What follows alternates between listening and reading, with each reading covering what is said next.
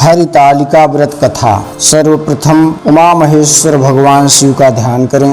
मंदार माला कुलितालकायै कपाल मालांकित शेखराय दिव्यांबरायै च दिगंबराय नमः शिवायै च नमः शिवाय।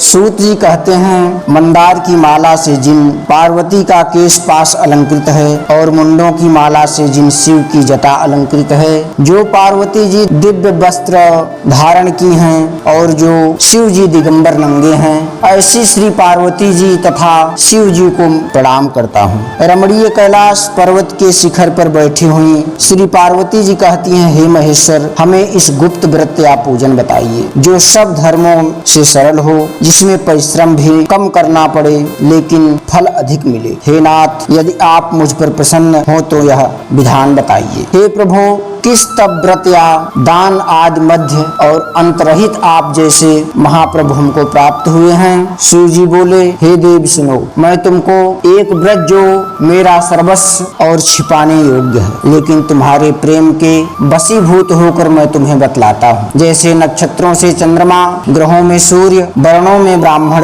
देवताओं में विष्णु भगवान है, नदियों में गंगा, पुराणों में महाभारत, वेदों में सामवेद और इंद्रियों में मन श्रेष्ठ है। सब पुराणों और वेदों का सर्वस्व जिस तरह कहा गया है, मैं तुम्हें एक प्राचीन व्रत बतलाता हूँ। मन एकाग्र कर सुनो। जिस व्रत के प्रभाव से तुमने मेरा आधा आसन प्राप्त किया है, वह मैं तुमको बतलाऊंगा, क्योंकि तुम मेरी प्रेयसी हो। भाद्रपद मास के हस्त नक्षत्र युक्त शुक्ल पक्ष की तृतीया तिथि को इसका अनुष्ठान मात्र करने से स्त्रियां सब पापों से मुक्त हो जाती हैं। हे देव, तुमने आज से बहुत दिनों पहले हिमालय पर्वत पर इस व्रत को किया था।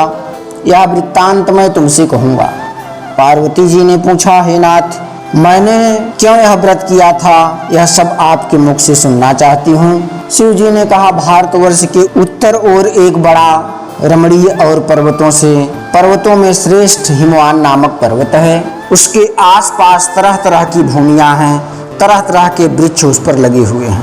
नाना प्रकार के पक्षी और अनेक प्रकार के पशु उस पर निवास करते हैं। वहाँ पहुंचकर गंधर्वों के साथ बहुत से देवता, सिद्धचारण पक्षीगण सर्वदा प्रसन्न मन से विचरते हैं। वहाँ पहुंचकर गंधर्व गाते हैं, अप्सराएं नाचती हैं। उस पर्वतराज के कितने ही शिखर ऐसे हैं कि जिसमें स्फटिक, रत्न और वैदूर्य मणि आदि की खानें भरी हैं। यह पर्वत ऊंचा तो इतना है कि मित्र के घर की तरह समझकर आकाश का स्पर्श किए रहता है। उसके समस्त शिखर सदैव हिम से आच्छादित रहते हैं और गंगा जल की ध्वनि सदा सुनाई देती रहती है। हे पार्वती, तुमने बाल्यकाल में उसी पर्वत पर तपस्या की थी। 12 वर्ष तक तुम उल्टी टंग कर केवल धुआं पीकर रही। 64 वर्ष तक सूखे पत्ते खाकर रही। माघ मास में तुम जल में बैठी रहती और वैशाख की दोपहरिया में पंचाग्नि तापती रही। श्रावण के महीने में जल बरसता तो तुम भूखी प्यासी रहकर मैदान में बैठी रहती थी। तुम्हारे पिता इस तरह के कष्ट सहन को देखकर बड़ी दुखी हुए। वे चिंता में पड़ गए कि मैं अपनी कन्या किसको दूं। उसी समय नारद जी वहां आ पहुंचे। नारद जी उस समय तुम्हें देखने गए। नारद को देखकर गिरि ने अर्घपाद्य आसन आदि देकर उनकी पूजा की। कहा, हे स्वामिन, आप किस लिए आए हैं? मेरा अहोभाग्य है, आपका आगमन मेरे लिए अच्छा है। नारद जी ने कहा, हे पर्वतराज, सुनो, मैं भगवान विष्णु का भेजा हुआ आपके पास आया हूँ। आपको चाहिए कि यह कन्या रत्न किसी योग्य वर को दें। भगवान विष्णु के समान योग्य वर ब्रह्म, इंद्र और शिव इनमें से कोई नहीं है। इसलिए मैं यही कहूँगा कि आप अपनी कन्या भगवान विष्णु को ही देवें। हिमवान ने कहा, भगवान विष्णु स्वयं मेरी कन्या ले रहे हैं और आप यह संदेश लेकर आए हैं, तो मैं अपनी उन्हें कन्या दूंगा। हिमवान की इतनी बात सुनकर नारद आकाश में विलीन हो गए। वे पीताम्बर, शंख चक्र और गदाधारी भगवान विष्णु के पास पहुँचे वहां हाथ जोड़कर नारद जी के ने भगवान विष्णु से कहा, हे देव सुनिए, मैंने अपना विवाह पक्का कर दिया। उधर हिमवान ने पार्वती के पास जाकर कहा, हे पुत्री, मैंने तुम्हें भगवान विष्णु को दे डाली।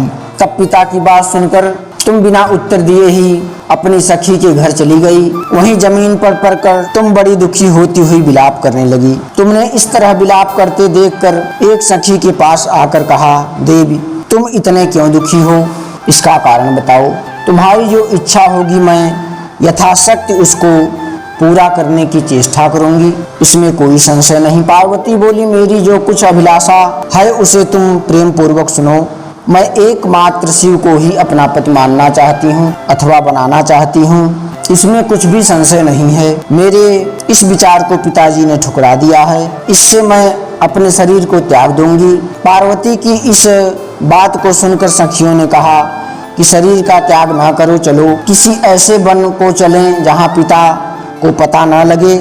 ऐसी सलाह कर तुम वैसे वन में जा पहुंची। उधर तुम्हारे पिता घर घर तुम्हें खोजने लगे। दूतों द्वारा भी खबर लेने लगे कि कौन देवता या किन्नर मेरी पुत्री को हर ले गया है। उन्होंने मन ही मन कहा, मैं नारद जी के आगे प्रतिज्ञा कर चुका हूँ कि मैं अपनी पुत्री भगवान विष्णु को दूंगा। ऐसा सोचते सोचते हिमवान मूर्छित हो गए। गिरिराज को मूर्छित देखकर सब लोग हाहाकार करते दौड़ पड़े। जब होश हुआ तो सबने पूछा, हे गिरिराज आप अपनी मूर्छा का कारण बताइए। हिमवान ने कहा, आप लोग मेरे दुख का कारण सुने। ना मालूम कौन सी मेरी कन्या को हर ले गया है। ऐसा नहीं हुआ तो उसे किसी काले सांप ने मार काट लिया या सिंह खा गए होंगे। मेरी बेटी कहाँ गई? किसी दुष्ट ने मेरी पुत्री को मार डाला। ऐसा कह वे वायु के झोंके से कांपते हुए वृक्ष के समान कांपने लगे। इसके बाद हिमवान तुम्हें वन खोजने लगे। वह वन में भी सिंह भालू हिंसक जंतुओं से बड़ा भयानक हो रहा था। तुम भी अपनी सखियों के साथ उस भयानक वन में चलती चलती ऐसे जगह जा पहुंची जहां एक नदी बह रही थी। उसके रमणीय तट पर एक बड़ी सी कंदरा थी। तुमने उस कंदरा में आश्रम बना लिया और मेरी एक बालुकामयी प्रतिमा बनाकर अपने सखियों के साथ निराहार रहकर मेरी आराधना करने लगी। जब भाद्रपद शुक्ल पक्ष की हस्तयुक्त तृतीया तिथि प्राप्त हुई तब तुमने मेरी विधिवत पूजन किया और रात भर जागकर गीत वाद्यादि से मुझे प्रसन्न करने में बिताया। उस व्रतराज के प्रभाव से मेरा आसन डगमगा उठा, जिससे मैं तत्काल उस स्थान पर जा पहुंचा जहां पर तुम अपनी सखियों के साथ रहती थी। वहां पहुंचकर मैंने तुमसे कहा कि मैं तुम पर प्रसन्न हूँ, बोलो क्या चाहती हो। तुमने कहा, मेरे देवता यदि आप मेरे ऊपर प्रसन्न हैं तो मेरे पति बने। तथास्तु कहकर कैलाश पर्वत पर वापस आने पर तुमने वह प्रतिमा नदी में प्रवाहित कर दी और सखियों के साथ उस महाव्रत का पारण किया। हिमवान भी तब तक उस वन में तुम्हें खोजते हुए आ पहुंचे। चारों दिशाओं में तुम्हारी खोज करते करते व्याकुल हो चुके थे, इसलिए तुम्हारे आश्रम में पहुंचते ही गिर पड़े। थोड़ी देर बाद उन्होंने नदी के तट पर दो कन्याएं देखी। देखते ही उन्होंने तुम्हें छाती से लगा लिया और बिलख कर रोने लगे। फिर पूछा, पुत्री तुम सिंह व्याघ्र आदि जंतुओं से भरे इस वन में क्यों आ पहुंची? पार्वती ने उत्तर दिया, है पिताजी, मैंने पहले ही अपने आप को शिव जी के हाथ में सौंप दिया था। आपने मेरी बात टाल दी, इसलिए मैं यहाँ चली आई और मेरे साथ तुम्हारा विवाह कर दिए। इसी से तुमने मेरा अर्धासन पाया। जब से आज तक किसी के सामने मुझे यह व्रत प्रकट करने का अवसर नहीं प्राप्त हुआ। हे देवी, मैं यह बताता हूँ कि इस व्रत का हरितालिका नाम क्यों पड़ा। तुमको सखियां हर ले गई थीं, इसी से हरितालिका नाम व्रत पड़ा। पार्वती जी ने कहा, हे प्रभु, आपने नाम तो बताया, अब विधि भी बताइए, इसका क्या पुण्य है, क्या फल है, यह व्रत कौन करे। शिव जी पार्वती जी से कहते हैं, हे देवी, मैं स्त्री जात की भलाई के लिए यह उत्तम व्रत बतलाया हूँ। जो स्त्री अपने सौभाग्य की रक्षा करनी चाहती हो वह यत्न पूर्वक इस व्रत को करे। पहले केले के खंभे आदि को सुशोभित कर एक सुंदर मंडप बनावे, उसमें रंग बिरंगे रेशमी कपड़ों से चंदवा लगाकर चंदन आदि सुगंधित द्रव्यों से वह मंडप लिपवावे। फिर शंख, भेरी, मृदंग आदि बजाते हुए बहुत से लोग एकत्रित होकर तरह तरह के मंगलाचार करते हुए कहते हुए उस मंडप में पार्वती तथा शिव की प्रतिमा स्थापित करे। उस रोज दिन भर उपवास कर बहुत से सुगंधित फूल, गंध और मनोहर धूप, नाना प्रकार के नैवेद्य आदि एकत्र कर मेरी पूजा करे और रात्र भर जागरण करे। ऊपर जो वस्तुएं गिनाई गई हैं उनके अतिरिक्त नारियल, सुपारी, जंबीरी, नींबू, लौंग, अनार, नारंगी आदि जो फल प्राप्त हो सके उन्हें इकट्ठा कर ले। उस ऋतु में जो फल तथा फूल मिल सके विशेष रूप से रखे। इसके बाद धूप दीप से पूजन कर प्रार्थना करे। हे शिवे, शिव रूपिणी, हे मंगले, सब अर्थों को दान देने वाली हे देव, हे शिव स्वरूपे, आपको सदा के लिए नमस्कार है।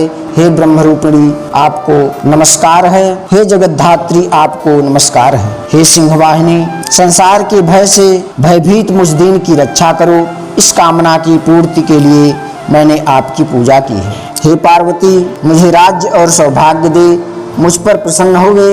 इसी मंत्रों से पार्वती जी तथा शिव जी की पूजा करें। तदंतर विधि पूर्वक कथा सुने और ब्राह्मण को वस्त्र, गौ, सुवर्ण आदि देवे। इस तरह एक चित्त होकर स्त्री पुरुष दोनों एक साथ पूजन करें। फिर वस्त्र आदि को जो कुछ हो उसका संकल्प करें। जो स्त्री इस प्रकार पूजन करती है वह सब पापों से छूट जाती है और उसे 7 जन्म तक सुख तथा सौभाग्य प्राप्त होता है। जो स्त्री तृतीया तिथि का व्रत ना कर अन्न भक्षण करती है तो वह 7 जन्म तक बंध्या रहती है और उसको बार बार विधवा होना पड़ता है। वह सदा दरिद्रणी, पुत्र शोक से व्याकुल, स्वभाव से लड़ाकी, सदा दुख भोगने वाली होती है और उपवास न करने वाली स्त्री अंत में घोर नरक पाती है। तीज को अन्न खाने से सूकर, फल खाने से बंदरिया, पानी पीने से जोंक, दूध पीने से सांपिनी, मांसाहार करने से बाघिन, दही खाने से बिल्ली, मिठाई खाने से चींटी और सब खाने से मक्खी होती है। उस रोज सोने से अजगरी और पति को धोखा देने से मुर्गी होती है। इसलिए हर स्त्रियां व्रत अवश्य करें। दूसरे दिन सुवर्ण, चांदी, तांबा अथवा बांस के पात्र से अन्न भरकर ब्राह्मण को दान दे और पारण करे। जो स्त्री इस व्रत को करती है वह मेरे समान पति पाती है और जब वह मरने लगती है तो तुम्हारे समान उसका रूप हो जाता है।